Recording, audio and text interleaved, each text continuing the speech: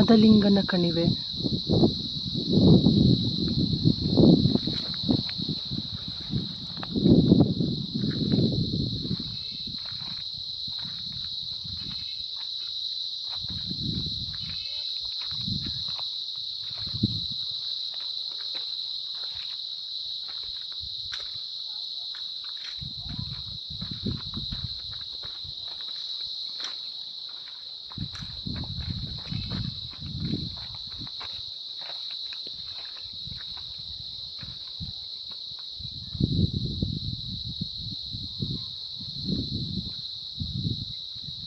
ಈ ಪ್ರಕೃತಿಯ ಮಡಿಲಲ್ಲಿ ಧ್ಯಾನವನ್ನು ಮಾಡಿದ್ರೆ ಅಪಾರವಾದ ಎನರ್ಜಿಯನ್ನು ಪಡ್ಕೊಳ್ಬಹುದಾಗಿದೆ.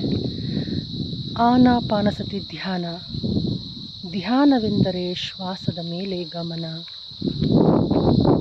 ಪತ್ರಿಜಿ ಗುರುಗಳ ಕಾನ್ಷಿಯಸ್ನೆಸ್ಸಲ್ಲಿ ಈ ಪ್ರಕೃತಿಯ ಮಡಿಲಲ್ಲಿ ಮದಲಿಂಗನ ಕಣಿವೆಯಲ್ಲಿ ಈ ಗಿಡ ಮರ ಬೆಟ್ಟ ಗುಡ್ಡಗಳೊಂದಿಗೆ ಬೆಟ್ಟ ಗುಡ್ಡಗಳ ಗಿಡ ಮರಗಳ ಚೈತನ್ಯದೊಂದಿಗೆ ಕುಳಿತು ಆನಾಪಾನಸತಿ ಧ್ಯಾನವನ್ನು ಮಾಡೋಣ. ಆನ ಎಂದರೆ ಉಚ್ಛ್ವಾಸ, ಅಪಾನ ಎಂದರೆ ನಿಶ್ವಾಸ, ಸತಿ ಎಂದರೆ ಉಚ್ಛ್ವಾಸ ನಿಶ್ವಾಸದ ಜೊತೆ ಕೂಡಿರುವುದು.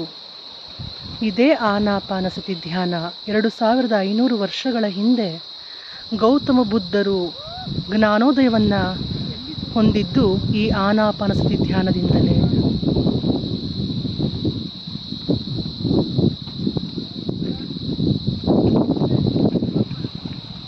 ಜ್ಞಾನಾಗ್ನಿ ದಗ್ಧ ಕರ್ಮಾಣಂ